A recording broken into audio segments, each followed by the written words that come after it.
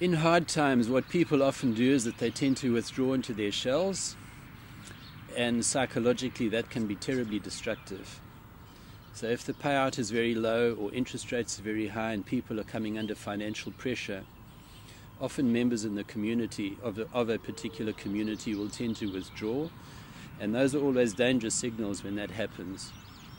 So in that situation, it's always pretty good in your groups to actually articulate the necessity for people to continue socializing and mixing with their fellow people and exchanging ideas and talking about their problems. So that would be the first suggestion I would make for the actual group situation. And you will find if you do that surprisingly people will perhaps approach you or approach other members of the group and start talking about their problems. That in itself is a great step forward.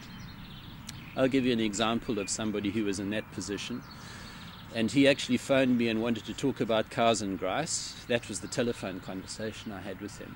When we arrived on the farm, within half an hour we'd moved from the cows and grass to the core of his problem, which was that he was carrying far too much debt relative to the cash flow that he was generating.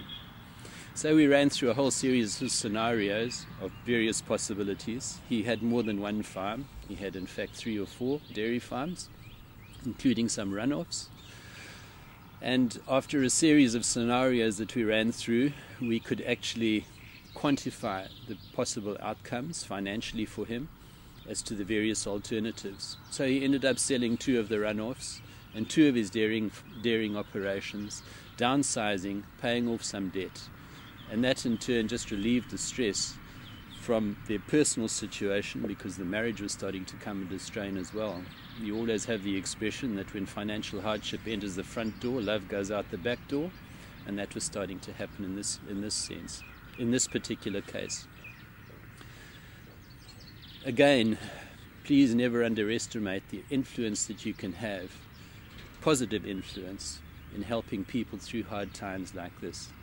But to do so, you have to initially gain their confidence, and secondly, they must have sufficient confidence in your skills in terms of analyzing the farm system that they're operating in order for you to have the maximum impact and help them. So please understand, cows and grass will make you a reasonably good farm consultant, but without the financial expertise, you'll never become a great consultant. To be a great consultant, you have to master all the aspects which enter the decision-making process of the farmer.